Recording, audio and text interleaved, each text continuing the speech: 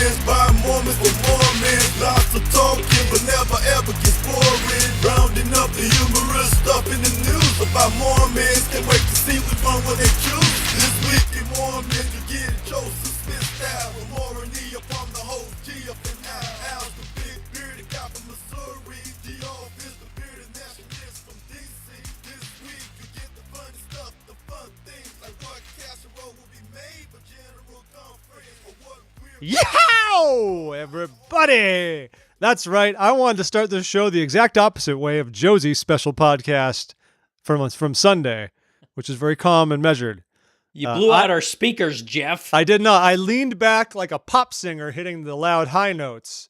You know, ah! Right. That's what you do so you don't overdrive the mic, man. I learned You're a true professional. I really am. People listen to This Week in Mormons. That's the name of the show in your ear as you speak, in case you're tuning in for the first time, to hear my professional, audio production capabilities. If I was somebody tuning in for the first time, Geoff, what on earth, how would you explain this thing called This Week in Mormons? I feel like it's gone past the point of being able to be explained.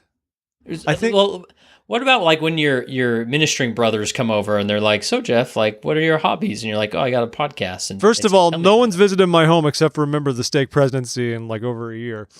And I've always felt weird in a church setting bringing up the podcast, not because I'm ashamed in any way, but because I don't want to feel like I'm milking like ward membership to get a fan base, if that makes sense. I don't know.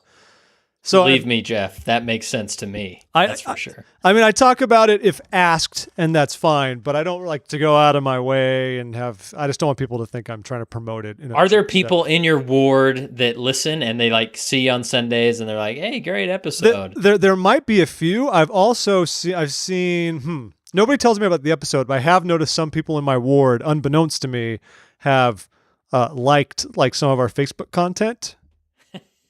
Nice. So I've seen a little bit of that, a couple of voices here and there. But as far as if anyone listening in my ward, which shall remain nameless, but if you're in my ward, you know who you are. Hit me up. Washington and D.C. 12th Ward. Sure. There are not 12 wards in D.C., I'll tell you that. Hit me up, dog. Find me on Sunday and say, I heard you, and I love you, and I need you, and give me a hug, because I like them. I could use a good hug. So Geoff, speaking of that, let me tell you how famous I am. By the way, everybody, this is Kurt Frankham of Leading Saints, in case you didn't know who's the other person talking. Which I have my own podcast, and I have to try and explain, well, it's this thing and leadership and in the context of the church. Before you get to that briefly, let me try to elevator pitch it since you asked me to do that, and then I'll turn it over to you. If someone were to ask me, I would say This Week in Mormons is a podcast devoted to a robust yet sometimes humorous overview of news facing and issues facing the Latter-day Saint community, where we cover the news and have special guests from time to time. Sure. And I think you need to add that you are a faithful card-carrying member of the church, because the first time I heard This Week in Mormons, it took me about 6 or 7 episodes where I thought, okay, I think they're in. Oh, it's probably Al just running off at the mouth. And then way back then you probably heard him drop something like, then I was in the High Council meeting, and you're like, excuse Charlie, what now? Wait a minute. Excuse me? I have got to track down a stake president and notify him. This schmo is in the High Council? So as you were, tell us what's going on your end on the Leading Saints. Yeah, so I was telling you, as far as like people approaching you about podcasts, I am, many of you may not know that I am a caricature artist, and you can follow me on Instagram at DrawYouFunny. But anyways, I do really funny. I do. I do corporate events and weddings. So I'm at this wedding last Friday, and I'm doing my business, drawing people funny, and there's a line behind us that, the receiving line, because it's a horrible tradition we have in Utah. And receiving lines aren't. People are watching me draw. People are watching me draw as they're waiting in line, and then suddenly I hear, "Hey, honey, it's the Kurt Frankham," and I turn around and I see these people. I have no idea who they are. And they're like, "We're big fans." And I thought, of my caricatures, or... And they said, "No, Leading Saints." Definitely that. They're like, "Draw You Funny changed my marriage." Yes. Anyway, so I do run into... That's great. I've had various encounters with people that recognize me. I was at Fan X as well, and a guy in the in the Princess Swan or Swan whatever booth said, "Hey, I know you, leading saints." Anyways, I'm really famous, Jeff. I think that's what I'm trying to get across here. I would honestly say the most recognition I feel like I got at church or elsewhere was probably within like the first 18 months of TWIM's existence. And I don't know if that's because we were more of a novelty then. There are so many LDS podcasts now compared to then. And but especially when I moved to DC, where I didn't know anybody. I knew nobody when I moved here. I'm just like bumping into people at church and they're like, "You're that guy who runs this Week in Mormons podcast." It was almost like, yes. It was more uncomfortable than anything because it felt weird to me that there were people all the way across the other side of the country. I moved from LA and all of a sudden I'm in DC and there's like random girls and women in my ward who knew who I was. And none of them were worthy of my dating time. So I didn't, I couldn't. You were single at this time. Yeah. I couldn't let them be groupies. It wasn't worth it. Didn't somebody recognize Al's voice in an elevator? Probably. What a surprise. I remember this story. Some story like that happened once. Yeah. If memories. This Week in Mormons, he's like, yeah, man.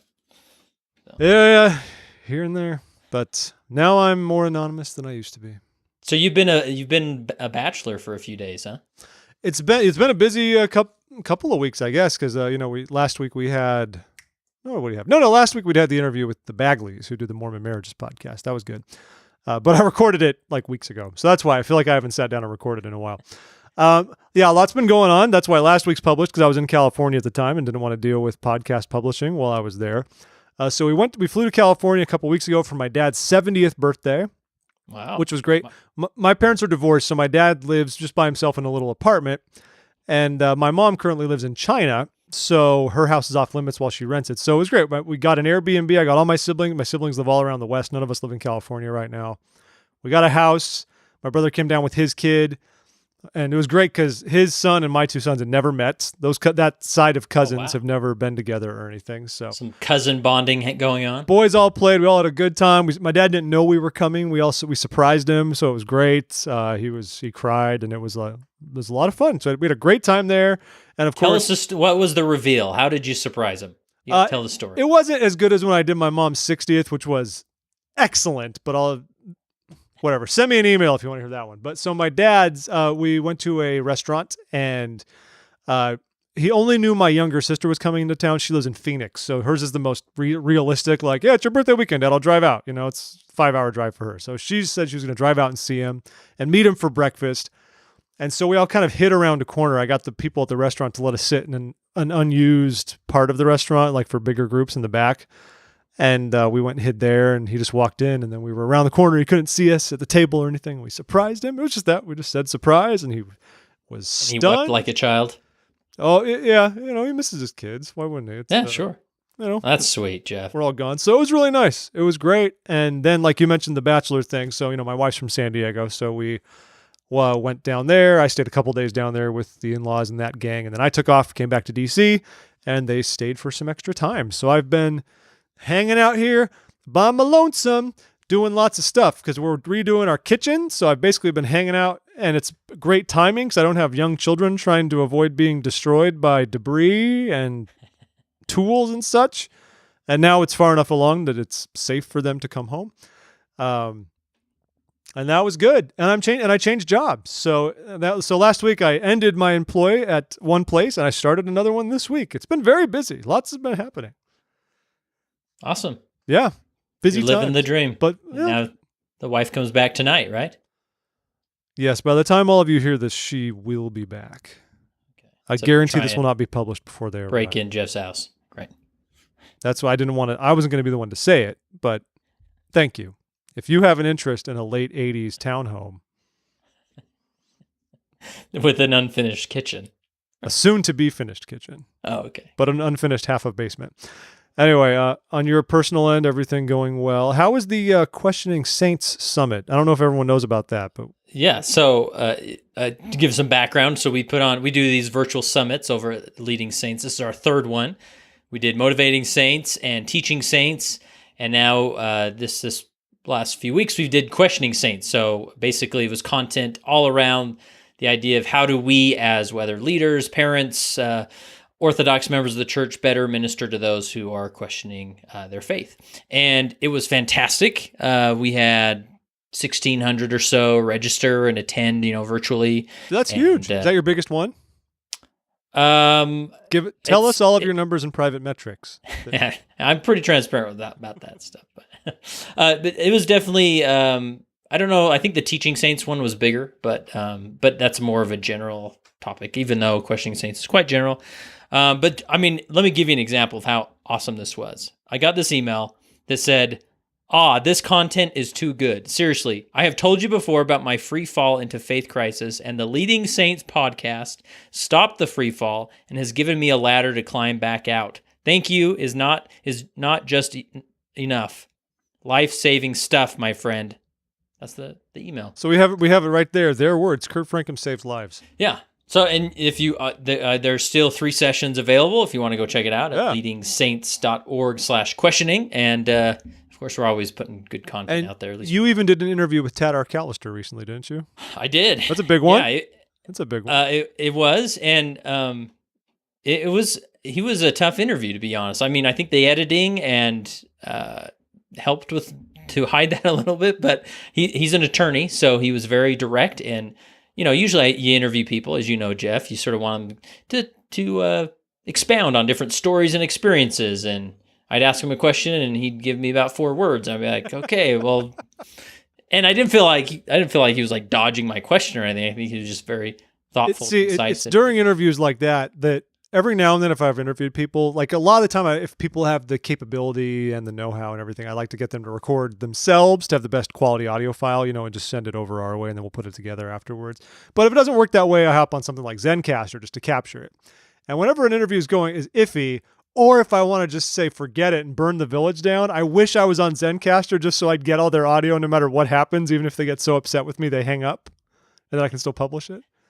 Not that you want to upset Tad Arcalister, but he's no longer a general anything, so you can say whatever. Right. This was post-release from Sunday School? Yeah. Sure, okay. Sure. Yeah. So, but it's always fun to sit down with those guys and those. It's always fun to sit down with those general authorities and general officers and hang out. Because I'm really famous, Geoff, as I mentioned at the beginning of this podcast. Anyways, it was great. Well, I think you need to. I think you need to try to sit down with Jean B. Bingham. Can you get her? No, I don't. I think I've actually tried to interview the wife of a 70, and they even turned me down there because, it's all official. They're the voice of the church. Even obviously their wife isn't, but anyways, so I doubt that the general Relief Society president would. That's actually a very interesting thing that you just brought up. You said the wife isn't, and I've been thinking about this a little bit actually lately, and I've been debating whether it's worth exploring, not through a snarky article. I'm worried if I write about this, there's no way it'll be fairly received by any front, so I'll just float it here on the podcast. My thesis is essentially prophets' wives are not general authorities, so why do we listen to them? You see, I mean, that's a little polemic, but yeah. But so I'm not trying to be a jerk about it, but it is an interesting point because I think we've seen this pivot in recent years, and I welcome it, to be clear, that general authorities, namely the 12 and the First Presidency, travel around with their wives, and if they speak, their wife is also speaking. It's not like their wife is the one who introduces the keynote speaker like it's been in the past. They've really worked harder to bring their spouses in to make it a joint thing. I think that's great. It's more inclusive. It gives the women higher visibility, and I think that's really wonderful and important. But on the flip side, the other part of me does think about this and say, they're not called as, they're like they're speaking to the church and teaching us and giving us things, and they're not called or set apart. I don't know if they're set apart as a prophet's wife. That could be a thing, because like when you're a mission president's wife, you're kind of, anyway. Yeah. I'm going to get a lot of flack for this, but it's something I've thought about a little bit. I'm trying not to do it in a jerky way. And I wonder, when Sister Bingham travels around, does her husband speak, you think? I don't even know what he looks like. I don't think so. Let's look up Jean B. Bingham husband. I bet he's hot. There is the title of this episode. His name is, there's plenty of pictures. I bet he's hot. His name is Bruce Bingham. He's lacking hair on top of his head, but he looks like a great guy. This just got suddenly weird, Geoff.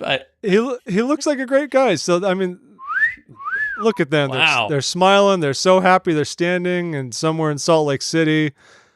It looks like the plaza between the two church buildings. Good times all around. Good old Bruce making it happen, man. I don't know. Do you think there's anything to that? Do you think the pros outweigh any of the cons and that it's good to have more visibility and counsel from women, even if those women, unlike someone like, say, Sister Bingham, who's called and set apart for a specific role, those women don't have like an organizational or doctrinal place necessarily to be filling that role. And I know I'm on very slippery and thin ice. I know, but we're just talking, Jeff. We're just talking. I'm just right? curious about other people's thoughts on it.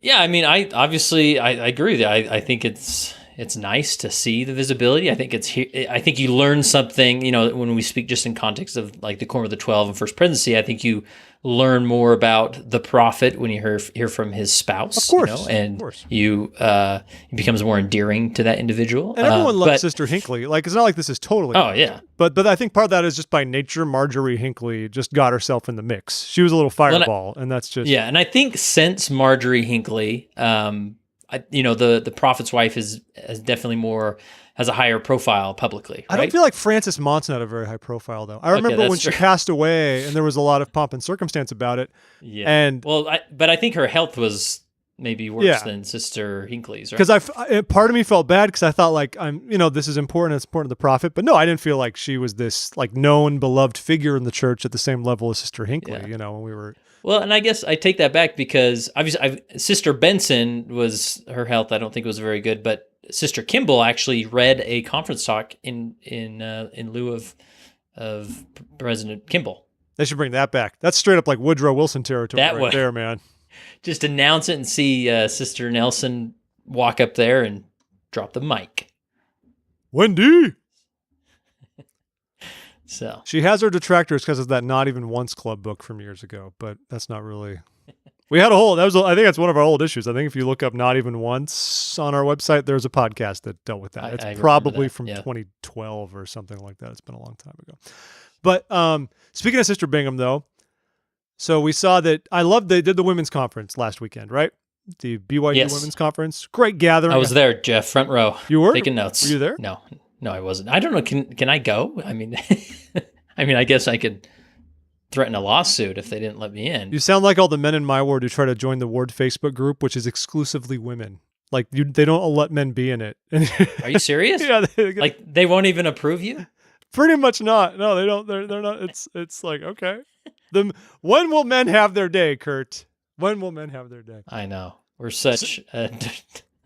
So the women's conference, we're not going to do a full rundown of it or anything. But there was a moment. There was a sentence that was uttered. There was a sentence that was uttered. So what was cool... They called out the Twitter mob. Yeah, which is sad because in the end, I like what they did in general. They did basically a town hall equivalent where the presidents of the Relief Society, Young Women, and Primary all got together and hung out with none other than, of course, Sherry Dew. Who else would be there? She's the crown jewel of capable Mormon adult women, apparently.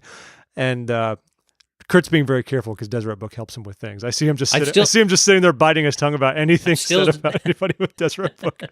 I'm still trying to swing an interview with Sherry Dew. She's like top on my bucket list. She's hard to get. She's the only person that's told me no so many times, at least her assistant. I should have got her. The same night I met McKay Coppins, back when I went to that thing with Elder Christofferson over the winter. I walked up a staircase and Sherry Dew was just standing right there along the railing next to me. And I didn't shake her hand or anything. I should have shaken her hand and given her a cookie. Anywho, so they did. So they had like this forum, the typical thing. Sherry Dew was moderating, talking to the three of them, and then they took some questions from the audience. I don't know if the questions were probably pre-screened. I would assume, and they only did a few of them. But one of the questions was, and I'm paraphrasing, how do you deal with male church leaders who essentially don't want to give you the time just don't want to take your counsel seriously? Like, how do you work with difficult male leadership? Right, which don't exist, Jeff. We all know that. Of course not. Right. And Sister Bingham, as you know, well, actually, as no one knows, what did Sister Bingham do, Kurt? Tell the audience, tell the people what happened.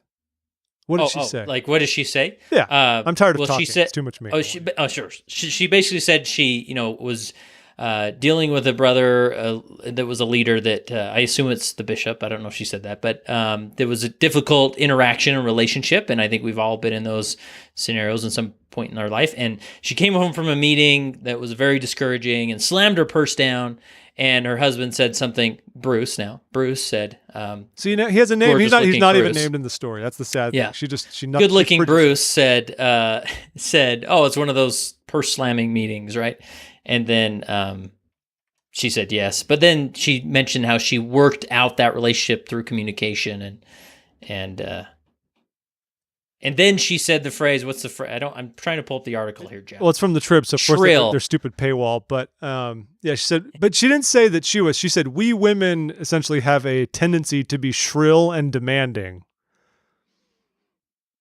which was an interesting way of expressing an idea. I think other words could have been used that would have been much more benign to express an idea of women being, I don't know, obstinate, stubborn. We could use all kinds of words. I think she actually said stubborn. But she said that as one part of this whole response, and I think what was she trying to say that, hey, maybe they can also take a step back as women and like try to be more pliable and patient and work with the situation? Is that her main counsel? Yes, I believe so. But, and again, even talking to you, Jeff, on this microphone, it's sometimes intimidating or difficult to, sometimes I say things and listen to it later and think, man, why did I say it like that? I do that all the time. So, yeah, and that's it breaks my heart when I see, when she says something, I don't think she meant how other people are taking it, and especially in the social media world. And so, but yeah, it's but at least more female voices are out there and being heard, and so maybe we should just be grateful for that and not jump on a dog pile when they use a word. And people, many took it poorly. That was the point.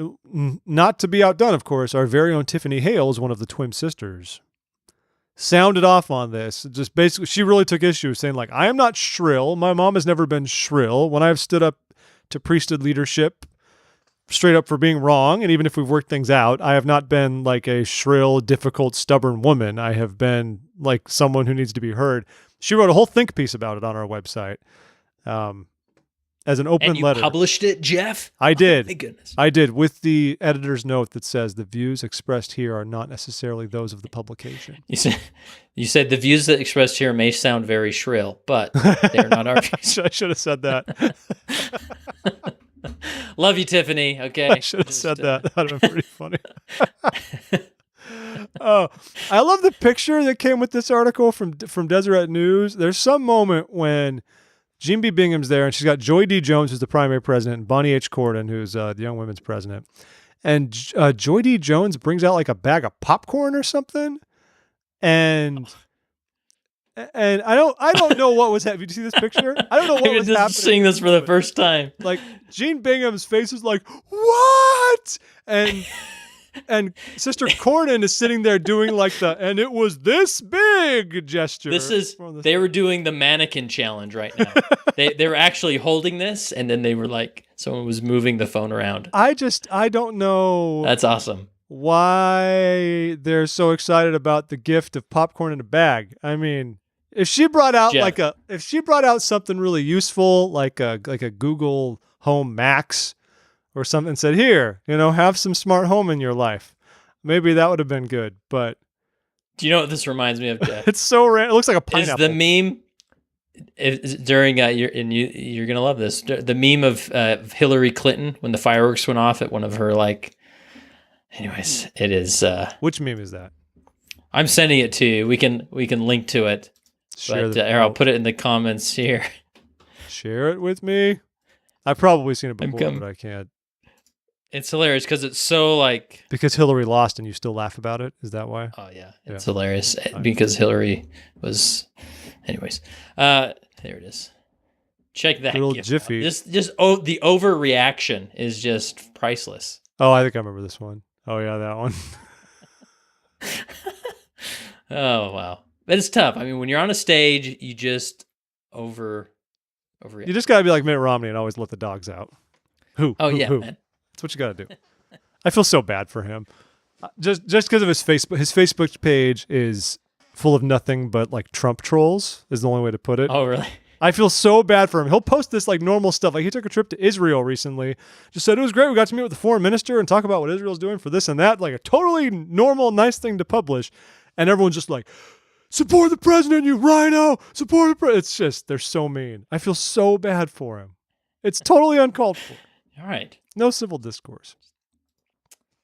So, Kurt, what else has been happening this week in the world of Mormon, no, Latter-day Saint news? Well, I don't know if you heard, Jeff, but the church changed quite a significant policy when it comes to... Oh, is this the word of wisdom? How it got rescinded during conference? Yeah, I had my first cup of coffee. No, it's that there's now no restriction to, if you're married civilly, to be sealed as soon as possible. I'm trying to...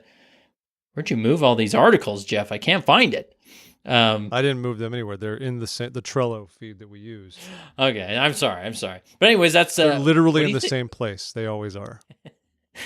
Oh, here it is. Yeah. Okay. What do you think about this, Jeff? I mean, I think it sucks. They shouldn't do it. Everyone should be punished. But this is, I mean, it's one of those things you always knew was coming, especially since in other countries this has been the case for quite some time. And it just seems so, I don't know, unnecessary, right? It did. I believe the policy dated to like the 70s, didn't it? It's not even that old. No, I don't know if you saw this article I posted, Jeff. I'm looking at it now, and it goes back to 1956. Elder Renlund was wearing that suit, man. Look at him at his wedding. He was. Legit. So I guess this started way back in 1956. Is that Elder Rasband? Oh my gosh. Oh, look at that hair. He is glistening. He is just... Oh my goodness. Okay, continue on. I'm just going to sit here and marvel. You've now checked out multiple men in this. I noticed beauty in all genders. Hey man, nothing wrong with that, right? Yeah, there's pictures of Elder Hales, Elder Rasband, and Elder Renlund's wedding day pictures. So you'll have to check it out. But it goes through the history of this policy. Yes, very useful. And so it officially became policy in 1956. And then I was surprised. I sort of just quickly read over this, but even there was a time that if you got married civilly, they requested that you not call it, like even if you asked, hey, are you guys married in the temple? If you were married civilly first and then sealed later, that was not a temple marriage. That was just a sealing. And then there's even the case at one point where if you were married civilly, you could not qualify for even a temple recommend in general, even to go to a session. Well, because obviously you didn't get married in the temple because you were fooling around and not worthy of it. What? Clearly. That's the only possible explanation. I sent some snark, Jeff. A little bit. But anyways, I'm kind of surprised that was a thing. But anyways, we're here now. There was I think there was one exception to it though. If you were to marry a convert of less than a year. Yeah. My understanding was if you married someone who'd been a member of the church for like 3 months or something like that, because they couldn't go to the temple. Right, and most converts you wait a year-ish until if you receive your endowment. Then really, like once your spouse were to hit their year mark or so in the church, then you can just go get sealed. So that was kind of the one exception I was aware of. And then there's some other exceptions, like if they had a ways to travel and they needed to stay over, they required you to stay overnight a few nights, then you could get civilly married. Or obviously, if the government didn't recognize the temple sealing as a marriage. Well, yeah, but that's a whole different issue because this really, I mean, this is worldwide, and they say and it is to align everything globally, which is something we've been doing a lot more in the past 18 months, which is great. But it's much more of an issue in like Canada, the U.S., South Africa, countries that allow civil marriages and your temple sealing at once. Because you can't, in the U.K., for example, any marriage has to be in a publicly accessible building by law to be witnessed, and temple's not publicly accessible. So the U.K., like most countries, you just get married at the courthouse or wherever you want to get married, and then go to the temple. And you do have an allotted amount of time to get to the nearest one. It doesn't have to be the same day. I'd say in most places in the UK, you could feasibly get married the same day and make it to the London or Preston temple. But anyway, you have like 3 days or something like that. And the norm around the world for the most part is, depending on proximity to one, you have X number of days. So this does change it for everybody, meaning that even that doesn't matter anymore. You know, you can, you don't have this mega day limit. I'm sure you want to get sealed as soon as you can, but even if you're in the UK and you say, you know what, it's too hard to get to Preston until 6 days from now, or next weekend. We'll get married civilly this weekend, and then we'll go to the temple next weekend. I don't know. You know, something like that could. Yeah.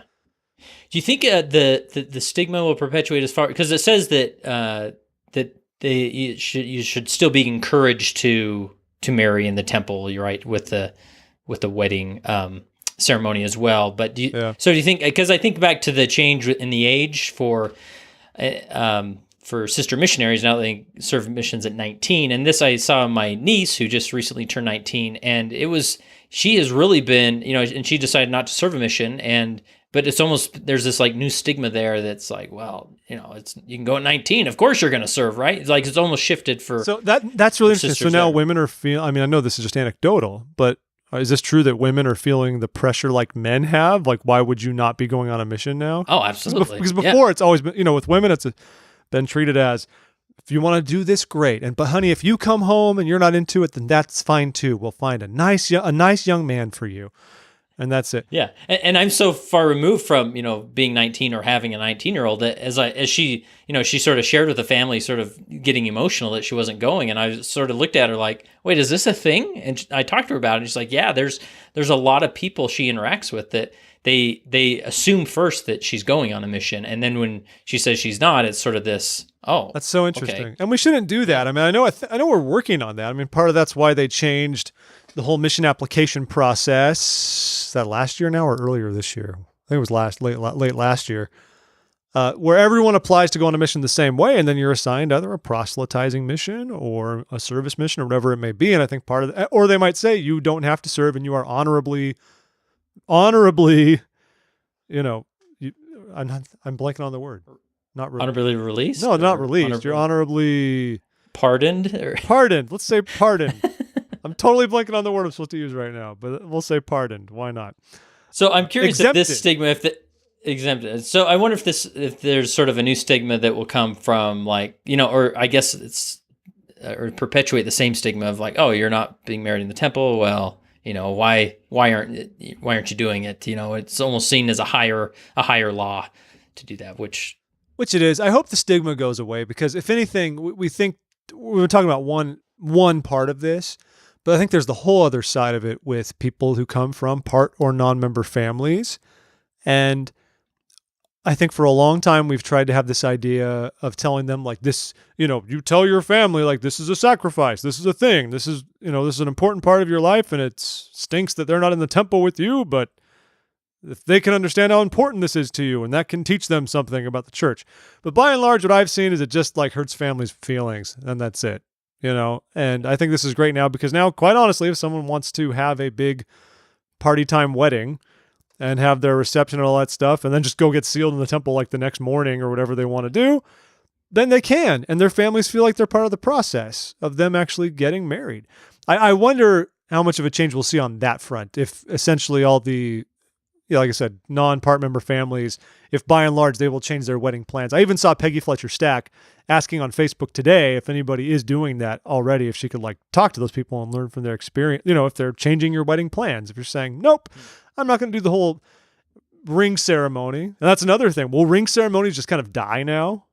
Yeah. Is that it? You assume so. Which would be good, because most I've been to are weird. It's just a strange thing to do. Or I wonder, and I'm fascinated with our culture, but like if people do a civil ceremony, it might be assumed that they're being sealed later, right? So I can see many individuals sort of approach those newlyweds saying, oh, so are you being sealed this week or next week? And maybe they're not. And then it's sort of like, where before you just knew, oh, they're being married civilly, so there must be something going on. I'm not going to ask about it. So maybe there's some awkward conversations on there. It goes back to this bigger issue in the church that I think especially under the Nelson administration, where I think we're sort of trying to address more, which is like, quit judging people and making assumptions, and just support people and love them and let them live their lives and know that we're all figuring it out. I think it's great. I have plenty of friends who've been in situations where it's been hurtful for their families not to be able to be part of what is their civil and temple wedding. And I think where it's available, it's still a great convenience. Like if I were getting married today, I would still prefer to do it all in one fell swoop, you know, and let that just be the thing. But that's for me. You know, I'm not everybody, and that's fine. Right. Yep. It's a cool change. Another thing that quietly came out after the big info drop about the ceiling change, which, by the way, happened on a Monday. The church has been doing Friday info drops lately, so I thought it was interesting. The temples are closed on Mondays. Keep us guessing. Maybe that's why they did it on Monday. They also told us that all returned missionaries, by the way, friends, notice the phrasing there. It is returned missionaries. They're not called return missionaries. You are not a return missionary. I know it's because I'm a copy editor and stuff, but this is such a Geoff issue. Nobody else has even thought of this. I have. Every time I see it, I think you're like a dumb Utahn. That's what I think when I see return missionaries. Whoa. Time out. I'm not saying all Utahns are dumb, but I am saying all dumb people are Utahns. Yes. Oh my goodness. I've had it. I'm taking off my mic. I'm leaving. I'm out of here. Well, I'm doing this all on Zencaster, so I got the whole thing anyway. You got me. All right. But anyway, all returned missionaries are now pre-approved to be in BYU Pathway Worldwide's Pathway Connect. Now, I don't know does Pathway Connect differ from Pathways itself? I've never done the program, and I don't know the ins and outs of it. I don't know. But essentially, this is saying, hey, if you go on a mission, the church, no matter what, globally, the church is going to open a door for you to obtain higher education. Period. They assume the sell. Period. And that's us. Pathway has been such a cool program in general, really extending educational opportunities to many folks. Incidentally, I've talked to some people on the inside who've said that while Pathways has been surging and growing, the Perpetual Education Fund has been sort of tanking and is not really being managed very well at the same. So I don't know if there's a correlation causation thing there or not. But it's great that Pathways is being successful, and it's Pathway Connect is a 1-year program. Okay, so it's not the full thing. It's a 1-year program designed to help students learn to succeed at university studies and then prepare them to continue on. But even that's huge. I mean, I think a mission, ideally, if you do it right, quote unquote, can help prepare you for some of the rigors of college or work life, whatever it may be, whatever you choose to do. But then they got this great extra opportunity to get where they need to be to continue on. Yeah, it's cool. Get an education. The Lord wants us to obtain an education and learn things and apply that and grow. Yeah, I think those transitions in life are crucial, and it's cool to see them implement something like this that will hopefully smooth that landing for them. So,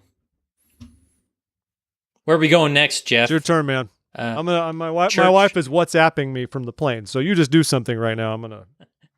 Hey, she should have that on airplane mode. Just saying, no. Don't you know now Southwest totally free lets you use WhatsApp or iMessage if you have an iPhone. Oh, nice.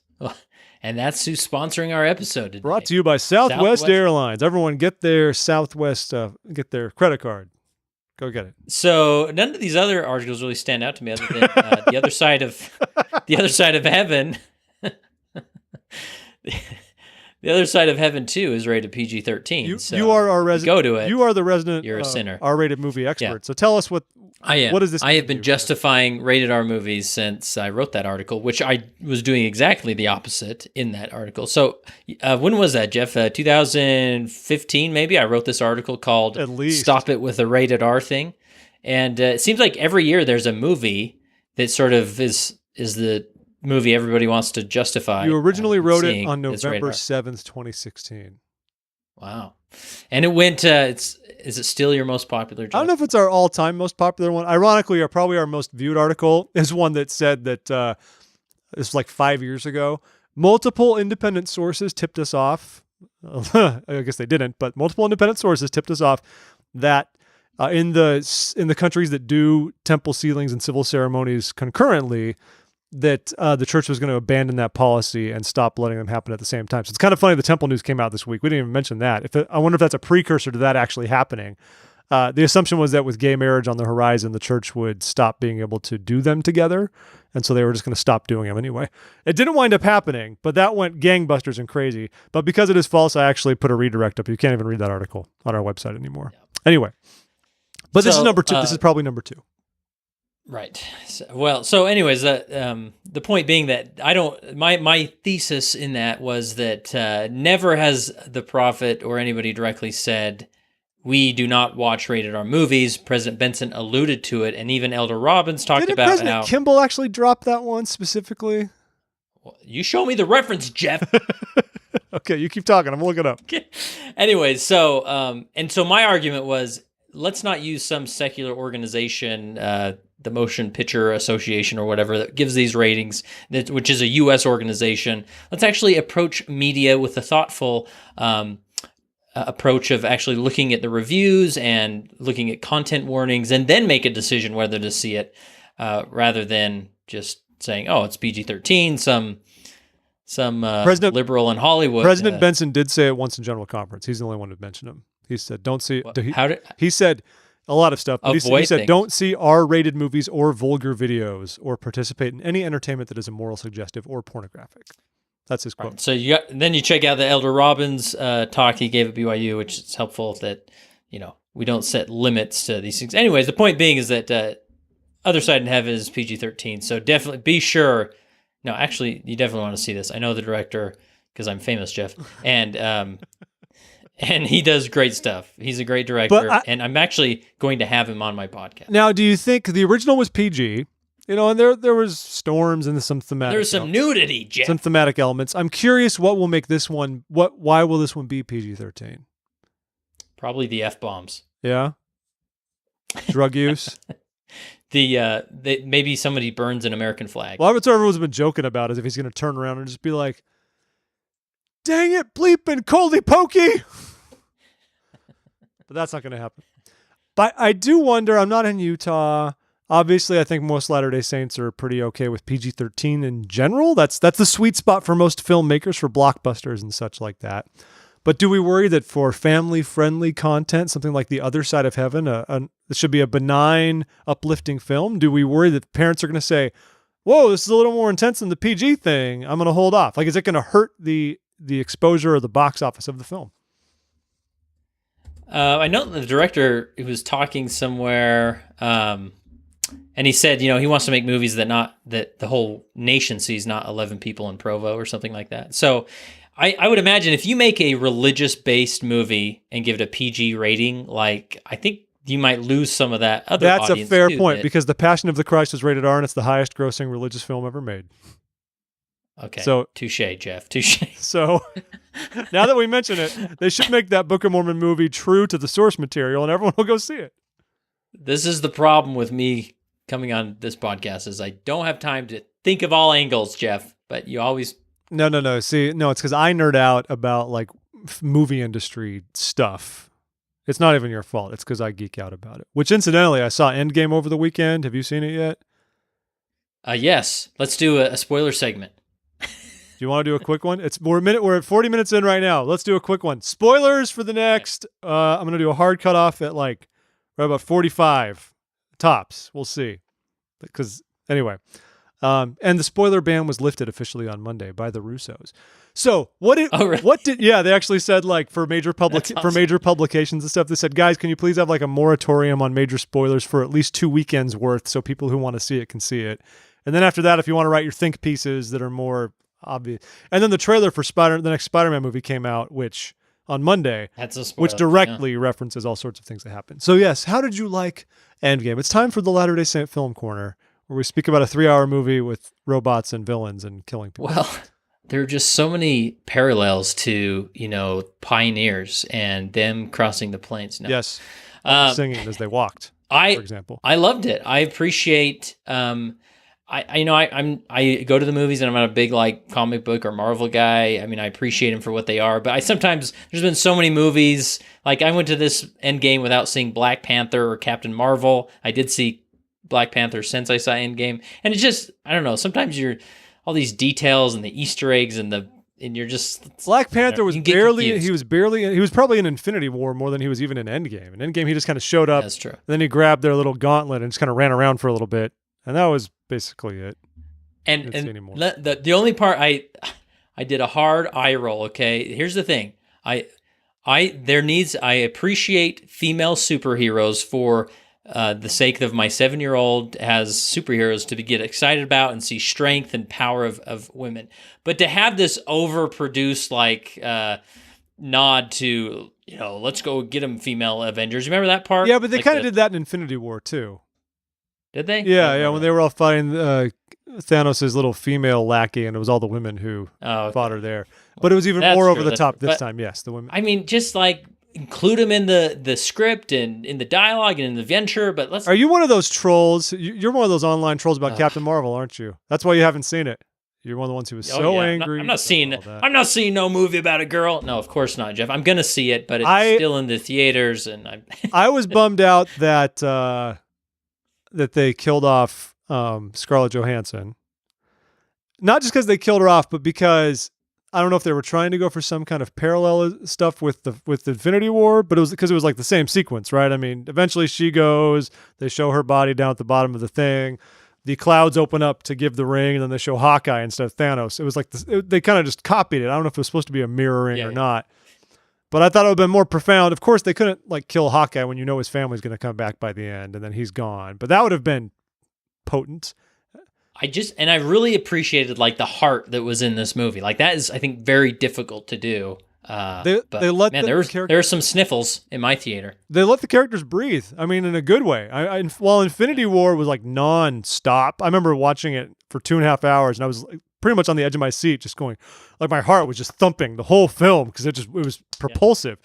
Endgame took its time, like letting him grieve, dealing with all the fallout of stuff, but I appreciated it. I'd like to see it again, but I know I'll never find the time. I only got away with it this time because my wife was out of town. So I could go out with the boys on Friday night and go see it.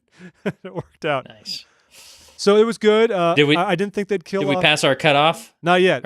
I didn't think they'd kill off Tony Stark. I know. Did you see the? But that's like. Did you see the youth pastor who spoiled the movie? I love this stuff online. He's trying to make. He was trying to make some point, and this we should talk about your leading Saints group because there was a post about that the other day too. So. Oh yeah. So he's just like talking about like the world is tough. It's like then you see Endgame. He's like, and Tony Stark is dead, and all the kids start screaming like, "What?" Yeah, and then somebody we had someone confirm this in our leading testimony meeting. In testimony meeting, this older lady stands up and just leads off with Ender's Game. That's another book. The Endgame. Spoilers, right in sacrifice. What was her? Did we ever? I mean, I never saw in the thread what her point was. No, because I don't think anybody wants to spoil it for the rest of the internet. So hopefully, but the spoiler ban has been lifted. It's time to spoil. That's right. But she made like a true attempt at creating a parallel from Avengers to like I love it when people try really hard to like work pop culture into testimony meeting, and sometimes it makes sense, but I love it when it doesn't, and you can see someone just really really wanted to talk about their pop culture thing, so they thought they could find some kind of spiritual.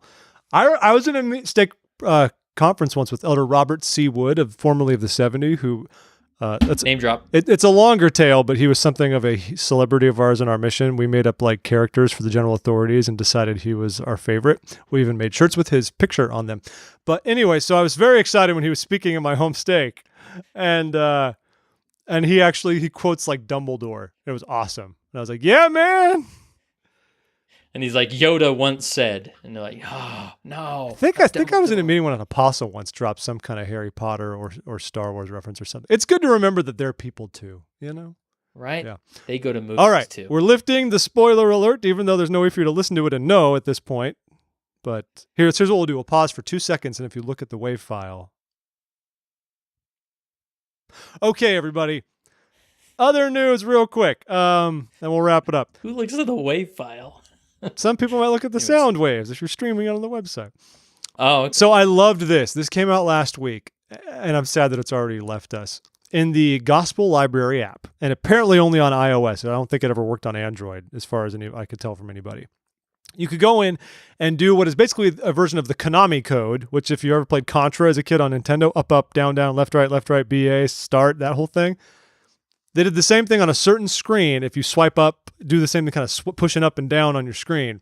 It would then let you it would then change your icon of 6 different choices of icon. It would work your way through them. One of them made it gold Moroni, like all gold Moroni, but the best one by far was the Lego Moroni, which was amazing. This was just an Easter egg that some developers worked in there. I guarantee not telling any of the powers that be that this was. You think they went rogue, Jeff? You think this was? Especially now that they've pulled. Yeah, considering within like a day of this story dropping, people were commenting that it no longer worked and the app had been updated to another version. I'm almost 100% certain somebody worked it in there, and then powers that be called, "You can't make Moroni out of a Lego? Update this app, young man." Which is too bad, because I think it's sort of fun, right? I mean, I think most people think it's fun, and yeah, I think it's awesome. I think it's just like it's just a funny little thing to do. I wish I could have a Lego Moroni on my phone, but I have Android in the church. What other aspects of our church experience would you wish someone would insert a funny little thing? Well, what if we had an option of temple recommend design, or you could? I was going to say the endowment in general could use more comedy. Oh my gosh, no, Geoff. I mean, you asked. You took it too far. You did. Too fast. I mean, with the old movie, sometimes it was funny for reasons unintentional reasons. Okay, what could we do that you want? I mean, all the apps are great. I think it's fun to get the FM group app just to troll the FM group. That's a good time if anybody's looking for it. It's the equivalent of ding dong ditching. Really. Can anybody get that app? Anybody can download the FM group app, as far as I'm aware. And submit issues with the bill? Yeah, what you can actually do is if you look around, I think in the Gospel Library app, any of the church's apps, you dig around in your settings and you'll find one that says basically other related apps.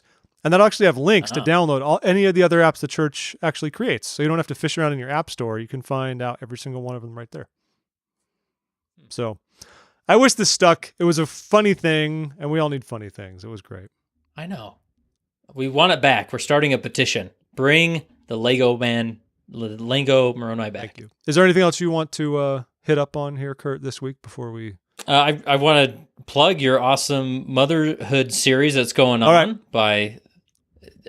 people need to check that out. I listened to the first one, and it's very NPR-ish, and you know how I feel about NPR. Yes, based on previous... in a good way, and very well organized, thought out. I'll pitch this one. So Josie Gleave, one of our contributors, who's based in Australia, decided to do... She's doing a 3-part series on motherhood. This is sort of extra twim. We're publishing them on Sundays. The next one should be up this coming Sunday, part 2. And she's exploring motherhood, what it means. The first episode is sort of about what defines being a mother. And she's interviewing women from around the world. This first episode had interviews with sisters from Kenya and Taiwan. They talk about some really real life experiences. But it's all very positive. And like you said, it is, I guess you could say, NPR-esque with the way we have segments, and I put some music in and all kinds of fun things. But it's really good. It's a fun thing that we're doing. We haven't tried something like that before, sort of a little mini series. So keep an eye on it. It's in the same feed. So before this episode, 422, 421, right beneath it is part 1 of this series. Thank you for the plug there. Check that out, friend. Otherwise, keep an eye out. I think we'll have another edition of Latter-day Saint Video Vault up on Friday, I hope. So what's it going to be this week? I'm not going to reveal, but I loved the last one because it was Greater Love, which is a film I genuinely appreciate. If you don't remember that one, it's when the girl finds out her brother, she just has to give blood for her brother or something like that. That's all it is, just giving blood. But she thinks she's going to die by giving her blood so her brother can live, and no one tells her otherwise. So this whole time, I almost get emotional even telling a story like that, because this sweet little girl genuinely thinks that she's going to give up her life so her brother can live. And it's from the 80s. It's a classic good church film. So the next one you'll have to wait and see, find out. Geoff, I sent you a link of another podcast that did a 4-part series about Mormon films. Did you listen to that by chance? I don't know what you're talking about. Okay, well, we won't talk about it here. You sent it to me while I was in California.